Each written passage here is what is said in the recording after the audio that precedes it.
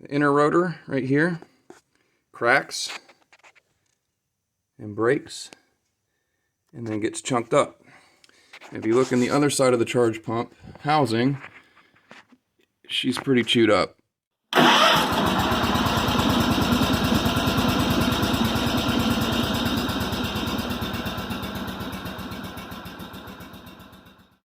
Okay, so we have now a new charge pump rotating assembly.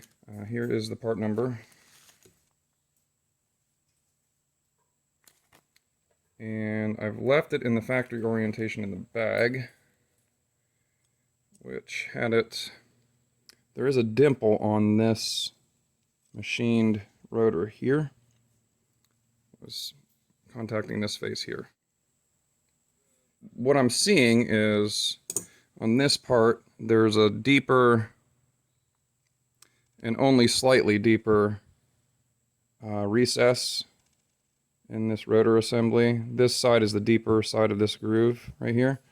The flip side of it is a little less deep.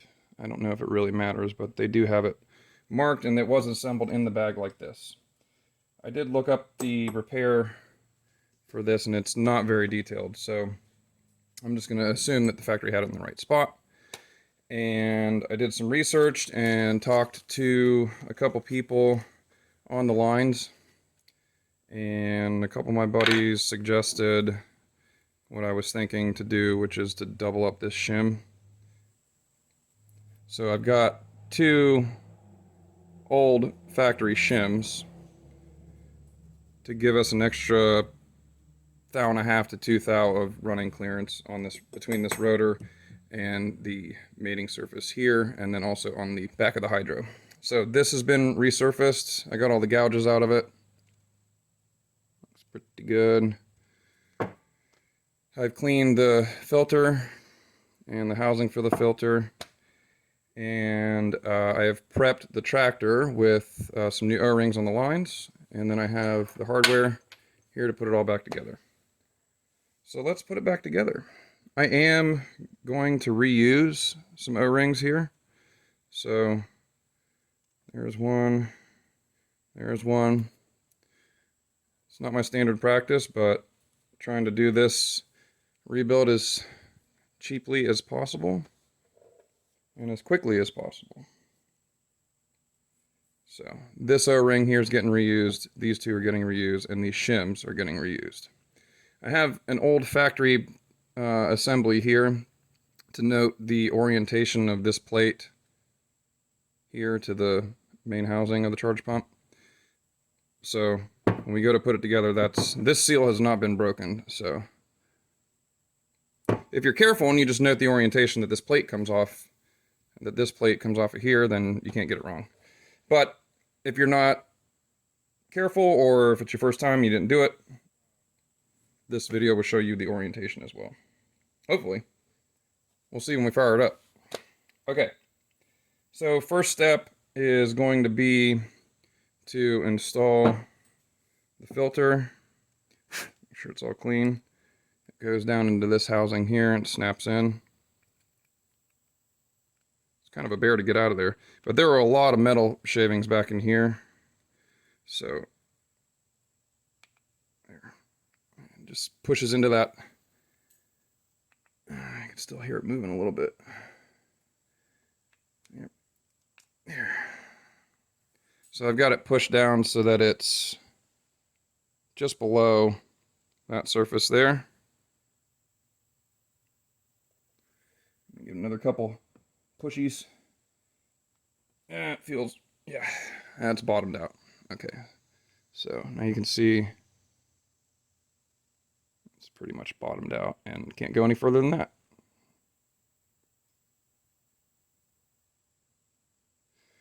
So, again, we're going to use a little bit of assembly lube here on these threads.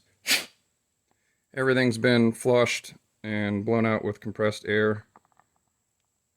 And then I'm also going to coat this O-ring face a little bit here.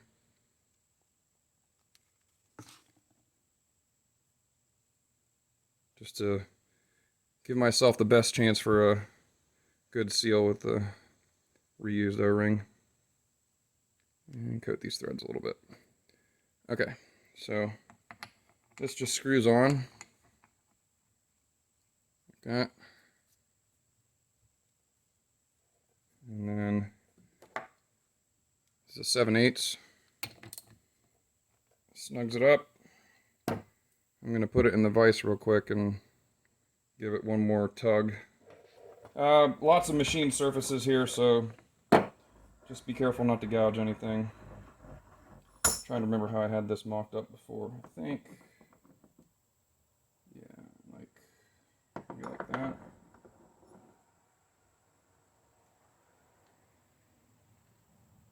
That should do it.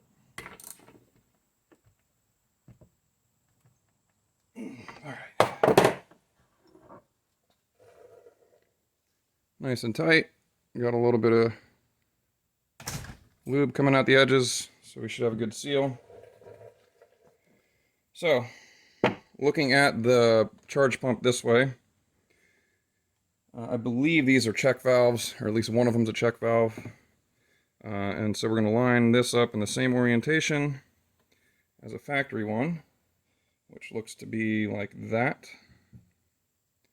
Which means that, looking at it like that, this rotor assembly goes on with these two ports on this side where there are also two ports.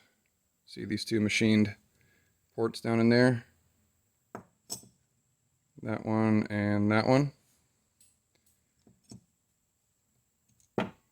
That's how we're going to install it. So, first thing is going to be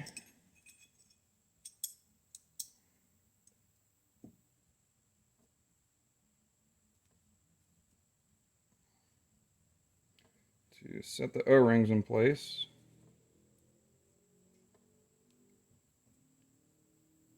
Okay, O-rings are in place. And then the shims. Now, I'm going to have to very gingerly clean these since these are not new. Just going to slowly, I don't know if brake clean will destroy this shim, so, and it's very, very thin. So I'm just going to do my best to clean it up.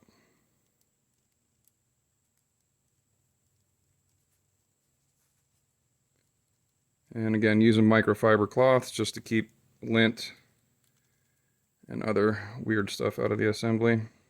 Okay, so there's one shim. And it looks like these are meant to go around the dowels. Yeah. And then we've got one of these dowel pins. The other one's on the tractor. This is a dowel here. Let me see if I can go get the other dowel off the tractor. That'll help line everything up. All right. Here's our other dowel pin. Goes in here. Like that. And then a second shim. This one has a tiny little spot right there. But that should not really affect it, as long as I can be careful with it.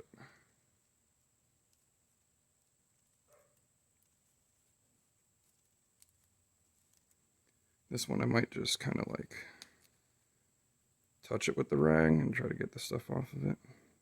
It looks like this one was a little bit folded or something when it first got assembled. So I got a couple little creases in it. So I could pull that pump apart and take that shim out, but let's see. Actually, what I'm going to do, well, I guess it doesn't matter. We'll just do our best.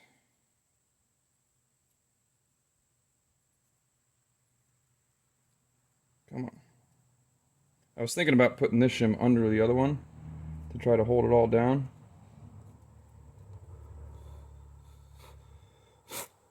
Make sure all the crap's out of there. Okay.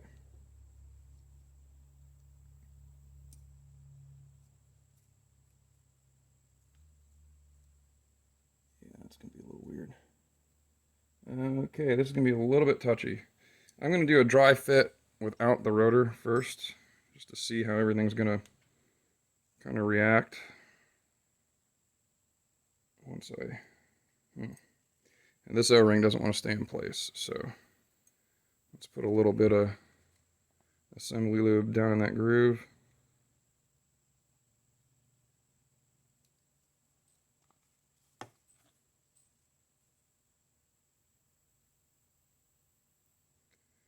And we'll do some assembly lube in where the rotor goes too, but for now, we just want to get this O-ring to sit in there and not fight us on the way in.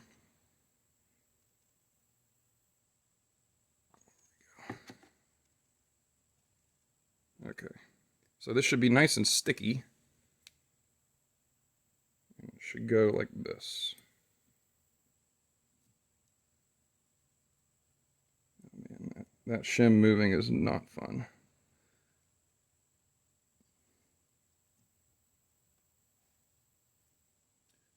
Just very slowly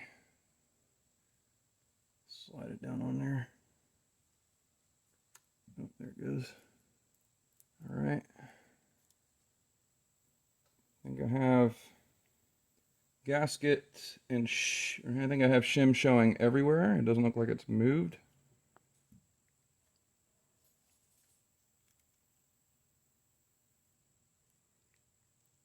I don't see where it's popped out. So that should be good.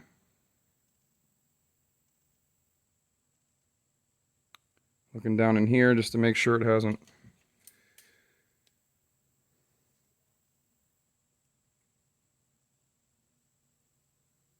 Nope, it's still in there. It's shifted a little bit right here, but not much. Make sure it gets a full squeeze on it.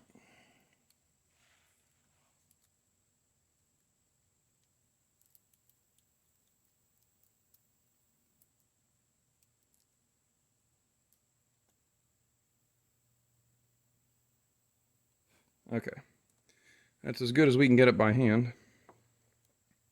So now we'll get some assembly lube down in here where the rotor would go.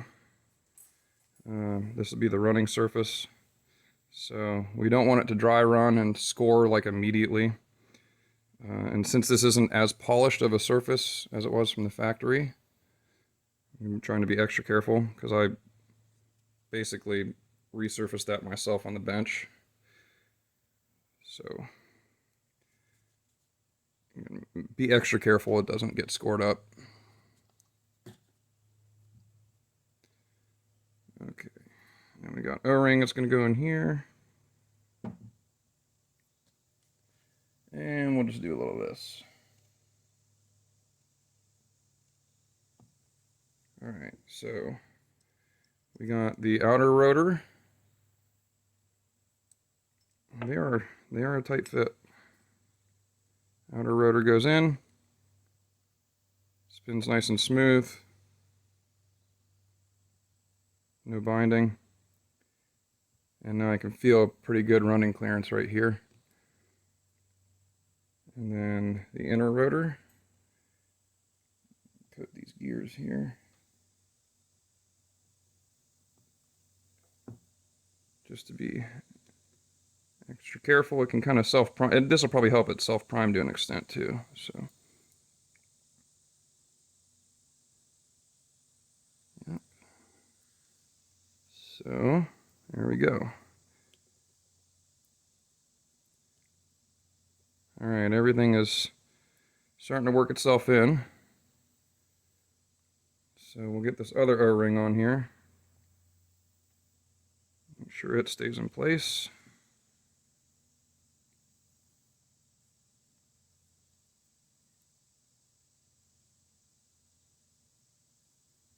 All right. And now the assembly is ready to put on the tractor. Okay, so I think you can probably see where we're at here. We got the hydro pump all prepped here. I sanded down some of the grooves in this housing. An ideal situation would be to source a new hydro housing, because that one's this thing has failed twice. So this one has been scored up twice, and this housing here that I had to resurface, you know, ideally we would put a new one in, but we're not going to. We're doing it with the minimal amount of investment possible. So everything is bench assembled and the dowels are in. So we're going to try to slide it in. The hard part we're going to have is fighting this tube here. The tube can move a little bit. It's loosened up at the bottom of the hydro, but it can only move like an inch in either direction like that. It won't really move back that way. So I'm going to kind of have to rotate in. So let's see if we can do this. All right, we're going in.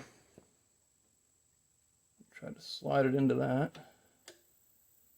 And then if I can get it to pop in there. And then I got to get the rotor to line up. And that's going to be kind of tough.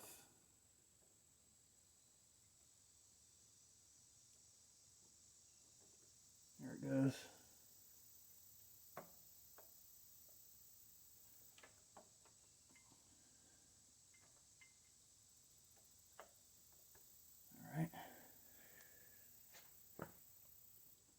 So I had to jiggle the housing a little bit to get the rotor to line up with the spline shaft coming out of the hydro.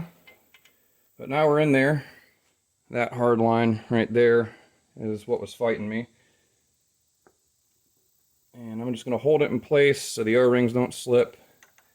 See if I can get some bolts in. Yeah, it's going. Sweet.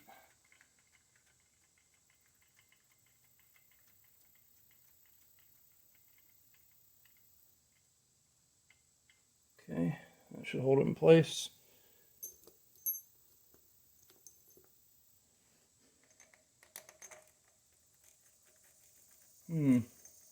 That sounds like a shim to me.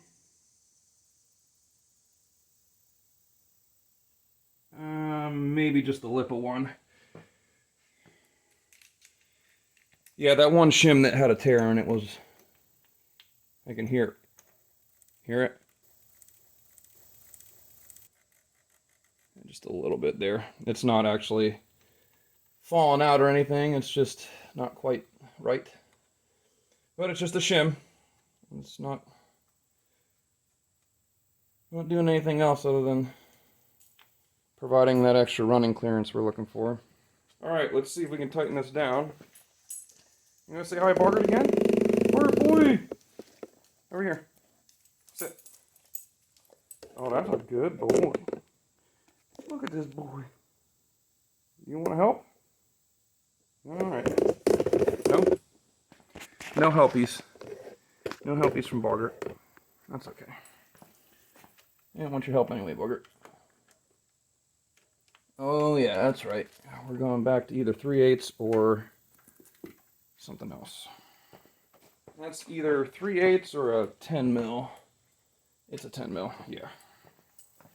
Working on this is like working on an early 90s, late 80s American car where they hadn't quite agreed to switch to metric yet, and they still had a lot of production parts that were both sizes, or both standards, both metric and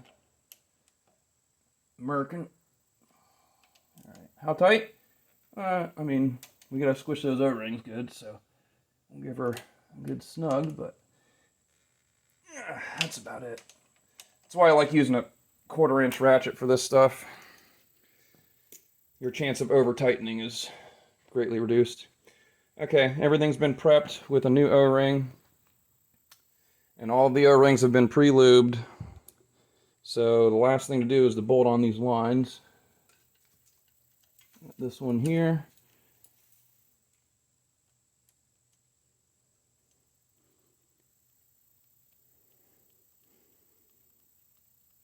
And I'm going to check the bottom of this one too, since it did technically rotate a little bit on me.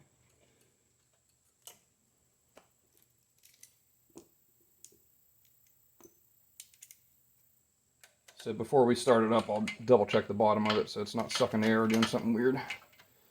Well, it shouldn't be, but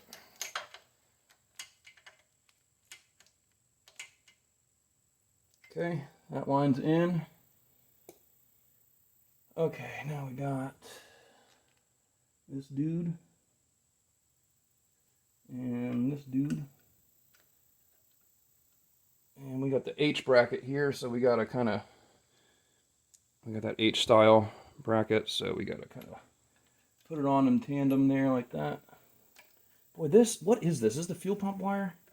Man, it just keeps being in my way.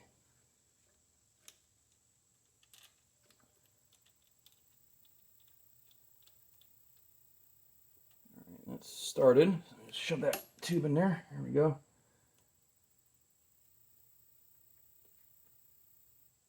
Can't tell if my head is in the camera or not. Sorry if it was. And tighten this down.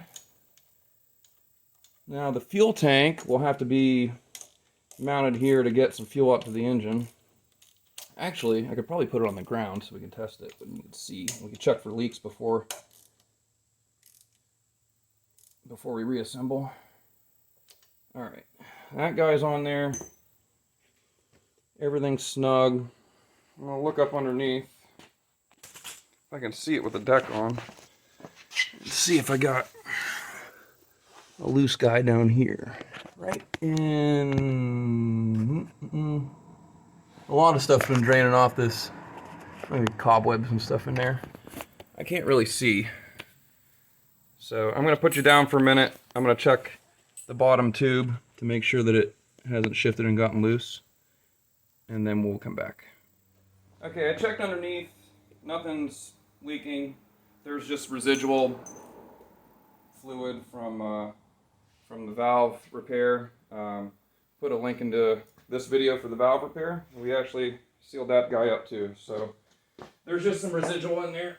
And since this engine has its own electric fuel pump, we can just do a little testy like this. We can get some fuel going up there. So I'm going to make sure that the valve is in the center position, so it's not going to try to build pressure. Make sure that the hydro control levers are resting in the center position. Nothing's happening there. We got a spinny drive shaft up here, so we're going to have to be careful of that. I think that will be okay. So let's see if we get any hydraulics of any kind. I'm purposely just going to let it kind of putter.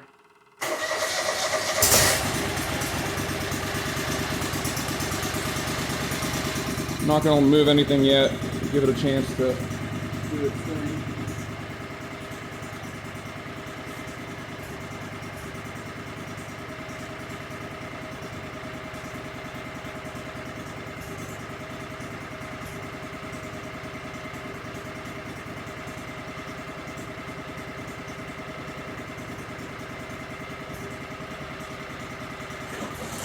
Oh, hey, we got some hydro. All right. Yep. Now I'm not going to run it to the relief yet. I'm just going to slowly move stuff. Sure the power steering gets bled. There we go. Oh, you can hear it. You can hear the air.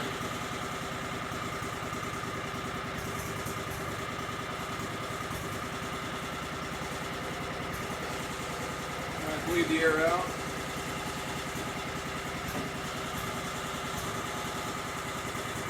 Oh, there was the relief.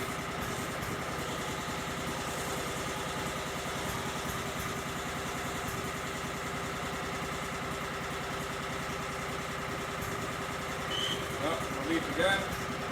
So we know our relief valves are working. We're moving fluid again. That's good. There's the relief of the deck. There's our relief again. Let it run here for a minute and make sure we don't have any leaks.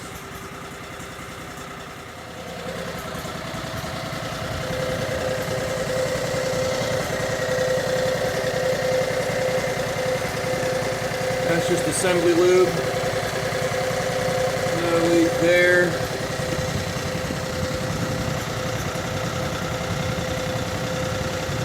there. Charge pump starting to warm up. I can feel it now.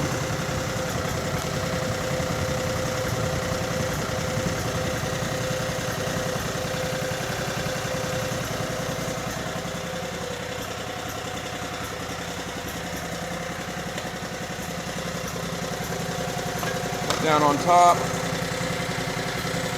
Here, let's grab the flashlight instead.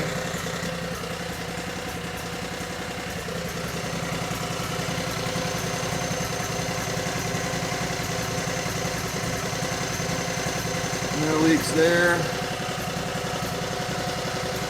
All looks pretty good. Right under here would be, I think the most likely place it would leak would be under here. If those air rings didn't seal that we reused. It's pretty dry.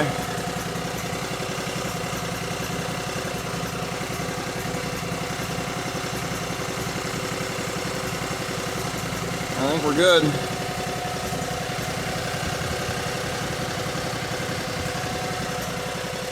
Let it sit there and idle a little bit and warm up.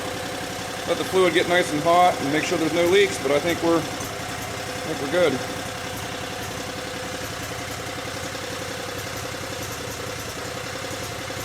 Alright. That is a charge pump replacement. Double shim style. 3000 series.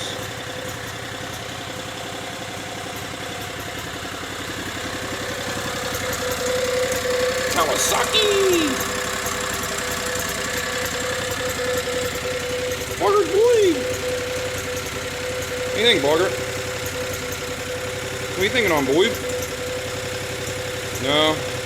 Had enough? Alright. Alright, guys. We'll see ya.